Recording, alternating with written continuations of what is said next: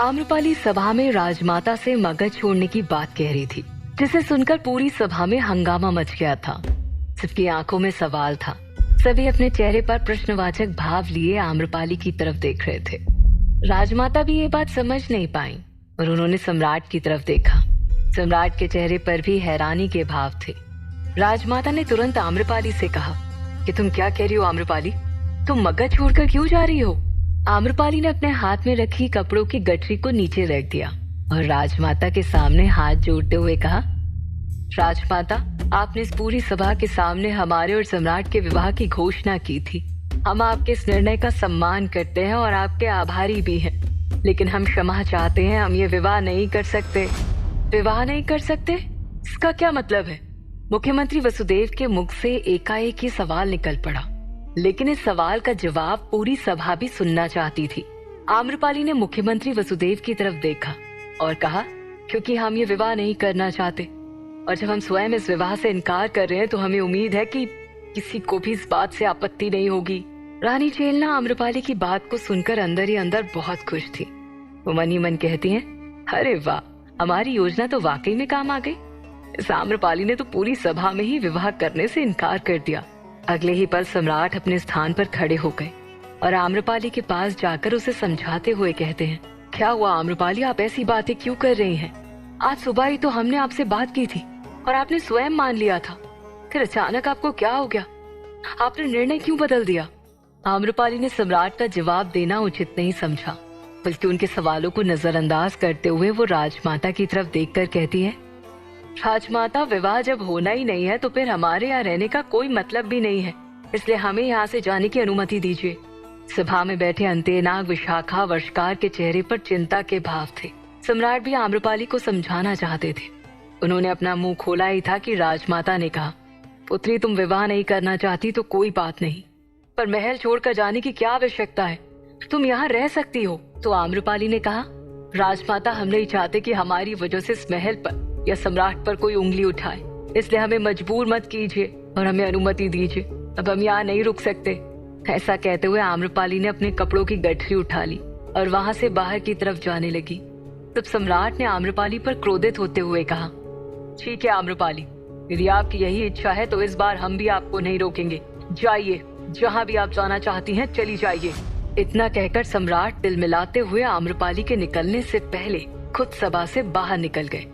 सम्राट के जाने के बाद आम्रपाली ने वहां बैठे सभी लोगों की तरफ हाथ जोड़ा और मायूसी से भरा चेहरा लेकर सभा से बाहर निकल गई।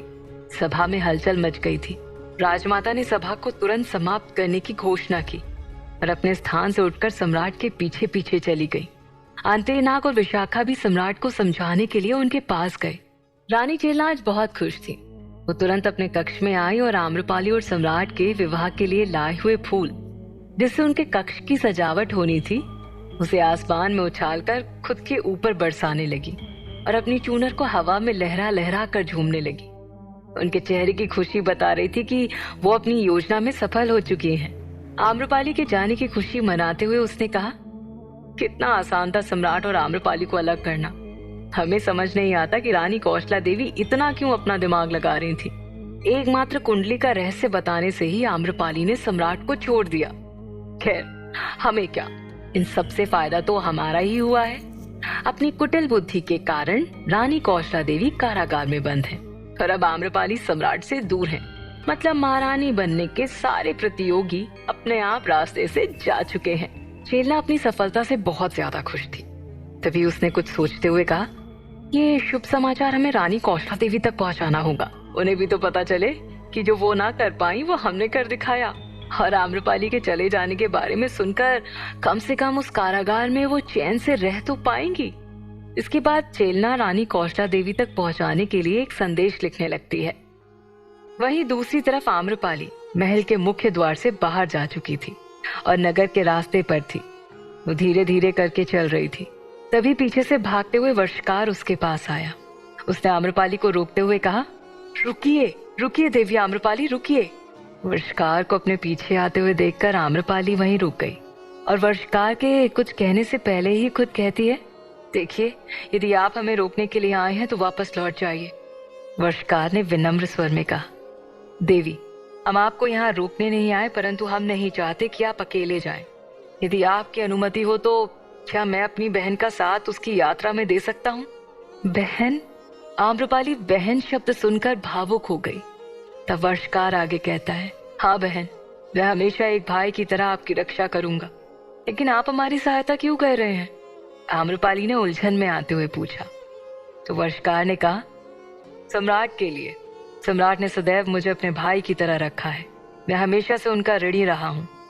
देवी आम्रपाली, सम्राट आपसे प्रेम करते हैं, उनके प्रेम की रक्षा करके मैं उनके ऋण से मुक्त हो जाऊंगा। वैसे भी मगध में हमारा कोई काम है नहीं। वर्षकार आम्रपाली के साथ जाना चाहता था। आम्रपाली के चेहरे के भाव बता रहे थे कि वो उसे अपने साथ कैसे लेकर जा सकती है। काफी देर तक सोचने समझने के बाद उसने कहा, ठीक है, आप हमारे साथ चल सकते हैं, परंतु हमारी एक शर्त है। हम आपकी सारी शर्त मानने के लिए तैयार हैं। वर्षकार ने झट से कह दिया। तब आम्रपाली ने कहा, हम जहाँ भी जाएंगे आप हमारी असली पहचान किसी से नहीं बताएंगे। हमारा मतलब है कि आज से हमारी और आपकी पहचान कुछ और रहेगी।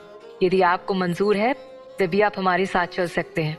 आम्रपाली की शर्त सुनकर वर्षकार को उसे मानने में एक पल की भी देरी नहीं लगी। उसने कहा, ठीक है, हमें आपकी शर्त स्वीकार है।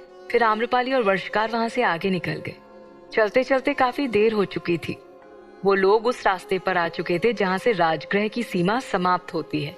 आम्रपाली मगध की पूर्वी सीमा पर थी, जहाँ बीचों बीच एक नदी गुजर रही थी और उसकी दूसरी तरफ जाने के लिए उसके ऊपर लकड़ी का एक पुल बना हुआ था।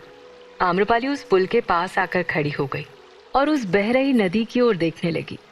उसे रुकते हुए देखकर वर्षकार ने पूछा, क्या हुआ देवी आम्रपाली, आप यहाँ क्यों रुक गई? तो आम्रपाली ने कहा, क्योंकि यहाँ हमसे कोई नहीं मिलने आने वाला है। आम्रपाली ने अपनी बात पूरी भी नहीं की थी कि उसे उसकी बात का प्रत्युत्तर भी मिल गया। आने वाला है नहीं आम्रपाली, हम आ चुके हैं। वो आवाज सुनकर आम्रपाली के चेहरे पर मुस्कान आ गई। उसने तुरंत पलटकर देखा तो सम्राट साधारण वस्त्र में सामने खड़े थे और उसके साथ अंतेनाग था। सम्राट, आप यहाँ? आपने तो कहा था कि आप बाद में मिलने आएंगे, वर्षकार ने कहा।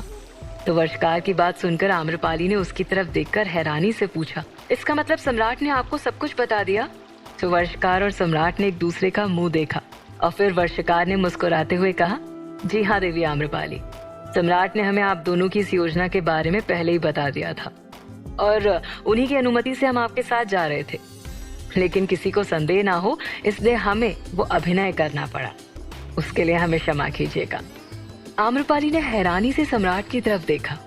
तब सम्राट ने विनम्र स्वर में कहा, आपको क्या लगता है कि आप हमारे लिए हमारी इस योजना को पूर्ण करने के लिए अकेले चली जाएंगी? नहीं आम्रपाली, हम आपको अकेले नहीं जाने दे सकते। कहते हुए सम्राट आम्रपाली के समीप आ गए थे। उन दोनों को समीप देखकर वर्षकार ने कुछ पल के लिए उन दोनों को अकेला छोड़ देना ही उचित समझा। वो अंतेनाग के पास जाकर कहते हैं, चलिए तब तक हम लोग देखकर आते हैं कि कोई हमारा पीछा तो नहीं कर रहा। अंतेनाग समझ गया था कि वर्षकार ऐसा क्यों कह रहा है, इसलिए वो भी वहां से चला गया। उन दोनों के जाने के बाद आम्रपाली ने मायूस होते हुए सम्राट से कहा, सम्राट, क्या इस उपाय की पूर्ति के लिए आपसे दूर जाना उचित है? तो सम्राट ने कहा, आम्रपाली, हम कुछ ऐसा करने जा रहे हैं जो समाज की नजर में कभी भी उचित नहीं होगा। आने वाले समय में कोई आप पर उंगली उठाए वो हमसे बर्दाश्त नहीं होगा, इसलिए हमें ऐसा करना पड़ रहा है। ये सुनकर आम्रपाली की आंखें भर आई थी। उसने कहा, कैसी कश्मकश है सम्राट, जब आप करीब थे तो दूर रहे और जब पास आए तो दूर जाना पड़ रहा है। क्या आप हमारे बिना रह पाएंगे? सम्राट ने प्रेम से आम्रपाली के गालों पर हाथ रखा और समझाते हुए कहा, आपको क्या लगता है मगध छोड़कर हम महीनों आपके साथ वैशाली में रहे आम्रपाली, सिर्फ इसलिए क्योंकि हम आपके बिना नहीं रह सकते थे, लेकिन हमारे भविष्य के खातिर हमें थोड़ी तकलीफ और उठानी होगी। आपके लिए हमें सब कुछ मंजूर है क्योंकि उसके बाद आप हमेशा हमेशा के लिए हमारे साथ रहेंगी। आम्रपाली ने सम्राट से कहा, हमें आपकी प्रतीक्षा रहेगी सम्राट। सम्राट ने आम्रपाली के हाथ को अपने हाथों में थामा और उसकी उंगलियों के बीच अपनी उंगलियों की पकड़ को मजबूत करते हुए कहा, हम आपको वचन देते हैं आम्रपाली, आपको कोई भी तकलीफ नहीं होगी। वर्षकार को हमने सब कुछ समझा दिया है, वो आपको उचित जगह पर ले जाएगा और निश्चिंत रहिएगा, हम आपसे मिलने आते रहेंगे, आप हमें छोड़ने भी नहीं आएंगे सम्राट, आम्रपाली ने कहा। तो सम्राट की आंखें भी मायूस थीं। उन्होंने कहा, चाहते तो हम भी हैं कि हम आपके साथ चले, लेकिन हम नहीं चाहते कि कोई भी शत्रु आपको नुकसान पहुंचाए, और इसलिए हमें और आपको इतना सारा स्वांग रचाना पड़ा, ताकि हमारे जो भी शत्रु हैं उन सभी को यकीन हो जाए कि हम और आप दूर हो चुके हैं। आप जहां भी रहें वहां तक कोई भी ना पहुंच सके। कहते हुए सम्राट ने आम्रपाली के हाथों को अपने गाल से लगाया और कहा, हमें वचन दीजिए, आप अपना ध्यान रखेंगी आम्रपाली। आम्रपाली का मन बहुत उदास था, इसलिए उसने हाँ में सिर हिला दिया। तभी अंतेनाग और वर्षकार वहां वापस लौट आए। अंतेनाग ने कहा, बाधा डालने के लिए क्षमा चाहता हूँ सम्राट, परंतु वक्त पर यदि हम महल नहीं पहुंचे तो किसी को संदेह हो सकता है। जाने की बात सुनकर आम्रपाली और सम्राट दोनों का हृदय बेचैन होने लगा था। सम्राट की व्याकुलता इतनी बढ़ गई थी कि वो आम्रपाली का हाथ छोड़ने का नाम नहीं ले रहे थे। सम्राट आम्रपाली को छोड़कर जाना नहीं चाहते थे। दोनों एक दूसरे की तरफ आंखों ही आंखों में ऐसे देख रहे थे जैसे वो वक्त को वहीं थाम लेना चाहते हो। लेकिन इस बार आम्रपाली ने अपने हृदय को मजबूत किया और सम्राट से विदा लेते हुए कहा, जल्दी आइएगा सम्राट, हम आपकी प्रतीक्षा करेंगे, विलंब मत कीजिएगा। सम्राट इतने ज्यादा उदास हो चुके थे कि उन्होंने आम्रपाली को गले से लगा लिया। उनकी आंखें भी भर आई थी, लेकिन आंसुओं को उन्होंने थाम रखा था। वो आम्रपाली के सामने कमजोर नहीं पड़ना चाहते थे। उन दोनों की पीड़ा देखकर वर्षकार और अंतेनाग भी बहुत मायूस थे। वर्षकार ने कहा, अपने प्रेयसी से दूर जाने का कष्ट क्या होता है यह हम भली भांति समझ सकते हैं। इस वक्त इन दोनों पर क्या बीत रही होगी हमसे बेहतर कोई और नहीं जान सकता। भगवान से प्रार्थना करते हैं कि इन दोनों के त्याग को सफल बनाए। हम तो मातंगी से दोबारा ना मिल सके, लेकिन जब ये मिले तो हमेशा हमेशा के लिए मिल जाएं।